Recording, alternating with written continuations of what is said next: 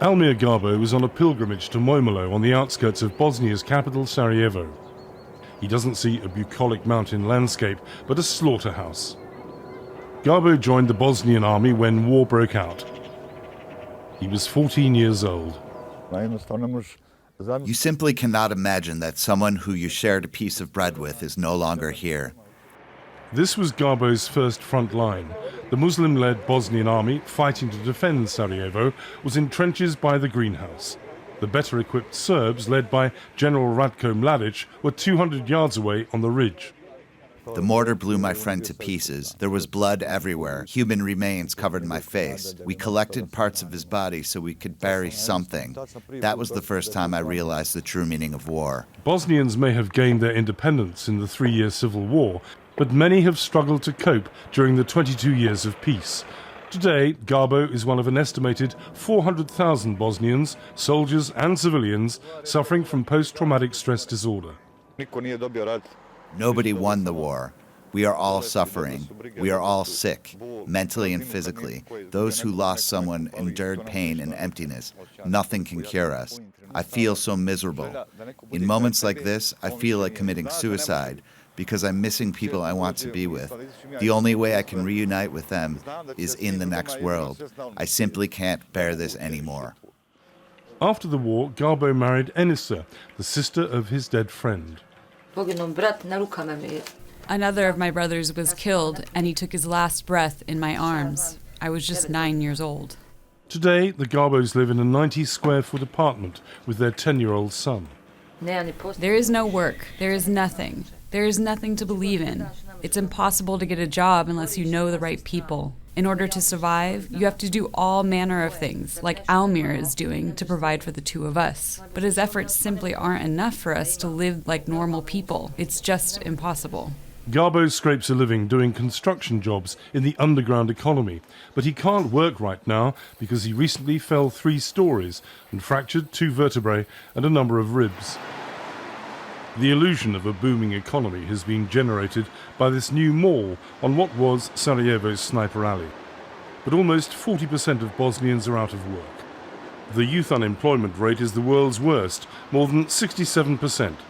The country is riddled with corruption and hobbled by political stagnation.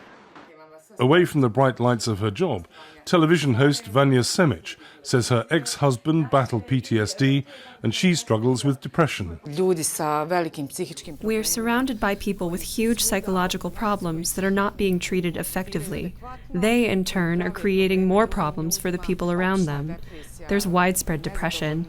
Even if you manage to deal with all of this inside you and you find inner happiness, the majority of people around you are depressed and unsatisfied. So your happiness is undermined by all the people around you because their depression makes you feel guilty. Bosnia's collective sense of anger and sadness will be amplified next week with the conclusion of the war crimes trial of Bosnian Serb General Mladic, who's now 74 years old. At a United Nations tribunal at The Hague in the Netherlands, Mladic faces a possible life sentence for genocide and crimes against humanity. The most notable charge is ordering the massacre of nearly 9,000 Bosnian men and boys in the town of Srebrenica in the summer of 1995. The remains of hundreds of Srebrenica victims are in this facility run by the International Commission of Missing Persons. Identifying the fragments is a laborious process, and the remains of about 1,000 of those slaughtered at Srebrenica are yet to be found. Forensic anthropologist Dragana Vucetic happens to be a Serb, and thus, she says, in a small way, she's atoning for what her fellow nationals did at Srebrenica.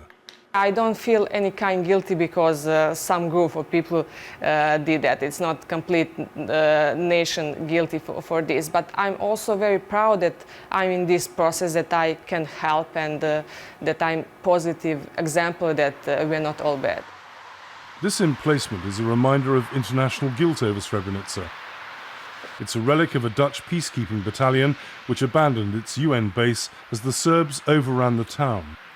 A Dutch court ruled in 2014 that the Netherlands was responsible for 300 deaths of men turned away from the Dutch base, but was not culpable for the remainder of the deaths, after thousands of Bosnians who fled into the woods were rounded up by the Serbs. Dragana Jovanovic runs a group that campaigns for reconciliation. She too is a Serb.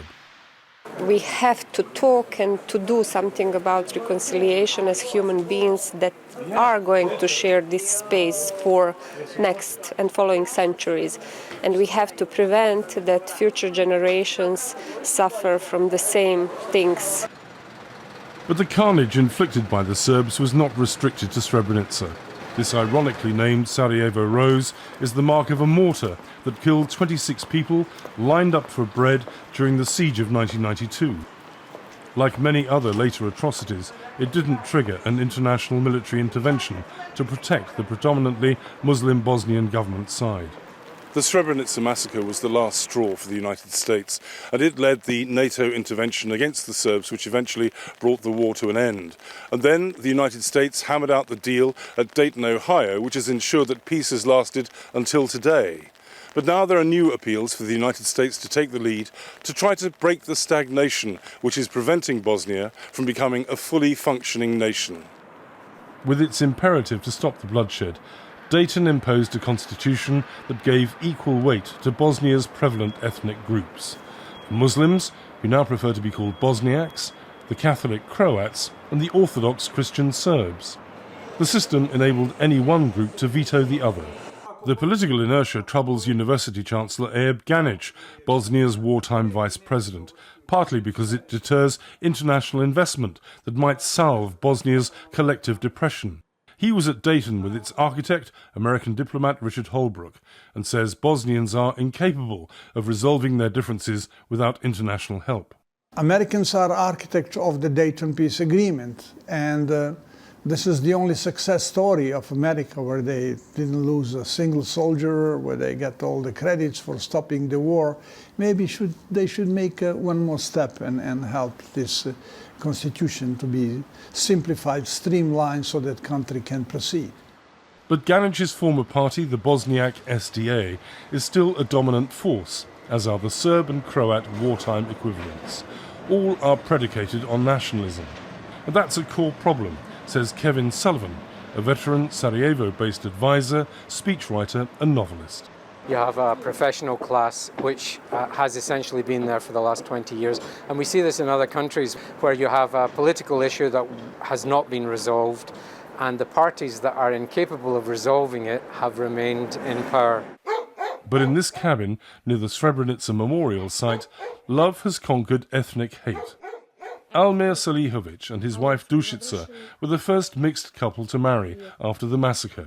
He's a Muslim, she's a Serb. We didn't think about what others would say. We really didn't think about it. After some time, I asked, "What will your parents say?" And he said, "What will your parents say?" And then we decided to let time do its work. And that's what happened. Time did its work. And it's great. Their son Yusuf is being raised as a Bosniak at his mother's insistence. I am only interested in my life. I don't care what others are saying. I'm only looking towards the future, and others' opinions aren't important. This young Bosnian faces an uncertain future. But hopefully it won't be as traumatic as growing up was for former child soldier Almir Garbo. At 41, he writes poetry as therapy. Why am I dreaming only about war? Why am I dreaming about it every night? Will a better dream ever come? Every night brings a nightmare, and I surrender to the dream because tonight I'm praying for my friend. And he shares a cigarette with his fallen comrade. It is very hard to move on because of the memories. Some of the places that we visit bring us to the past. We are living our lives in our dreams. We are reliving the nightmare that happened to us. None of the war criminals' convictions, or their life sentences, or millions of dollars could replace a lost human being.